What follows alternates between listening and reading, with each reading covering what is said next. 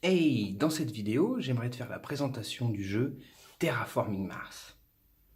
Alors, c'est un jeu semi-coopératif où les joueurs vont devoir réaliser 3 critères pour rendre viable, habitable la planète Mars. Les 3 critères sont la jauge d'oxygène allant de 0 jusqu'à 14, la zone de chaleur allant de -30 jusqu'à +8, et le dernier critère, c'est les océans. Les joueurs vont devoir réussir à placer sur le terrain 9 tuiles d'océan sur les différentes cases bleues qu'on va retrouver ici. Les joueurs vont avoir différentes ressources à leur portée pour réaliser cela. On va avoir un plateau joueur comme celui-ci avec les 3 ressources principales du jeu. Il y en a d'autres avec d'autres choses, mais je vais vous les montrer après. Ici, ce sont les ressources dites principales. On va avoir les crédits, le métal, le titane, les plantes, l'énergie et la chaleur. Chaque tour, les joueurs, à l'aide de cartes, vont pouvoir réaliser des actions, 2 par joueur, chacun son tour, jusqu'à temps que tout le monde passe. Et ça mettra la fin au tour. On a un nombre de tours indéterminé. C'est au moment où les 3 critères seront validés, 14% d'oxygène, 9 tuiles d'océan et +8, que ça marquera la fin de la partie pour faire le décompte. Les cartes, il y en a de 3 types. On a les cartes rouges, comme on voit hop, ici, qui sont du one-shot, l'équivalent d'un instant. Le coût de la carte, ce à quoi elle se réfère, et l'effet de la carte. Nous allons avoir également, comme l'équivalent des enchantements, des cartes qui sont permanentes sur le plateau, son coût, son effet, et un effet bonus ici pour certaines.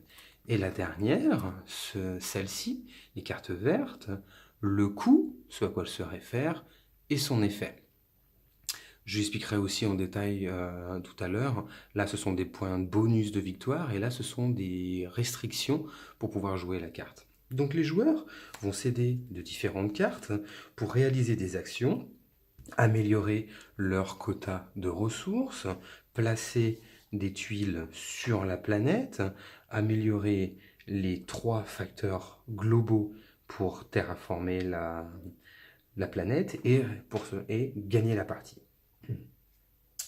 Le matériel que l'on va avoir à notre disposition, donc j'ai déjà parlé des cartes, il y en a quand même pléthore pour la rejouabilité.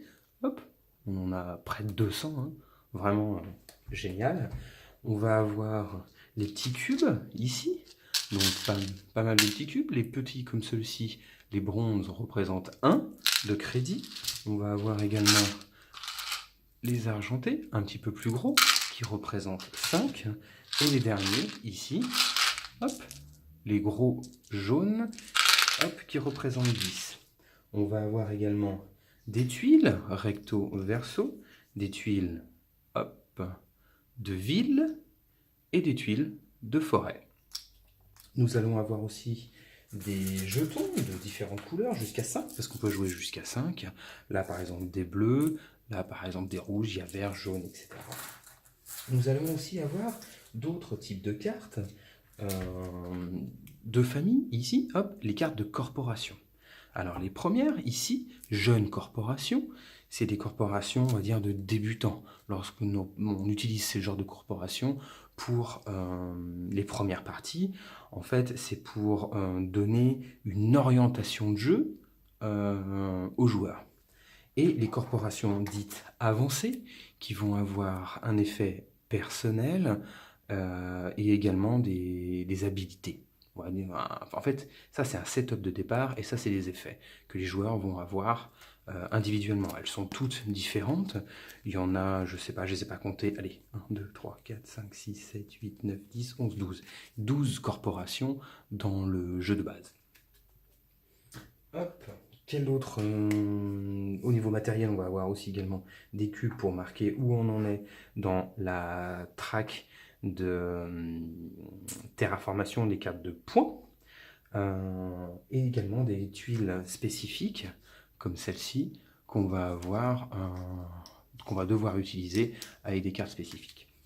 Pourquoi je te fais la présentation de ce jeu multi qui généralement, moi je suis plus attiré par les solos parce que c'est un jeu un petit peu spécifique. Il utilise des mécaniques simples, de base, mais de plusieurs types de jeux.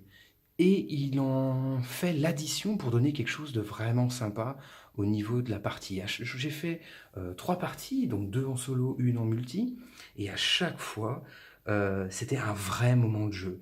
Une petite tension, plus un scoring derrière, et c'est vraiment intéressant. Pourquoi? Parce que on a cette mécanique, cette rejouabilité énorme des 200 cartes que l'on a là, avec des combos qui se mettent en place. Donc, partie combo, partie carte. On va également avoir du contrôle de territoire avec les tuiles. Pourquoi? Parce que les cartes vont, enfin on va essayer de les trouver, nous donner la possibilité de posséder des villes. Donc c'est ceci, avec le petit cube ici où on va pouvoir mettre notre couleur de joueur. On va les placer directement sur le plateau et on va lui mettre adjacent des tuiles forêt, si on y arrive, à portée. Les villes n'apportent pas de facteurs globaux, par contre les forêts vont apporter de l'oxygène pour le facteur global. Mais donc, restons sur le contrôle de territoire. Ici, je place une ville, je place une forêt, et en fin de partie, chaque forêt que j'aurai placée va me rapporter un point, et chaque ville en ma possession va me reporter un nombre de points égal aux forêts adjacentes, que ça soit à moi ou aux adversaires. Donc, si je vois un adversaire positionner une ville et commencer à se faire un petit terrain, un petit nid tranquille de points de victoire, je vais pouvoir accoler ma ville, profiter un petit peu de son avancée pour grappiller des points. Donc, technique basique du contrôle du territoire et du placement de tuiles, mais ça marche en plus de ceci.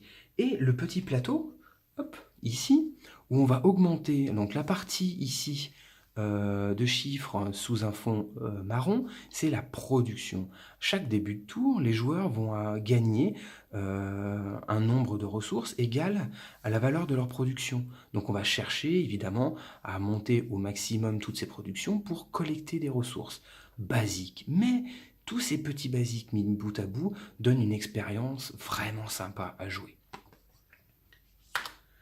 Je pense que j'ai fait le tour. Le multi est vraiment intéressant, mais le solo offre quand même quelque chose de particulier. J'en ai fait 2 et à chaque fois je me suis vraiment amusé. Donc là je vais essayer de faire une partie solo.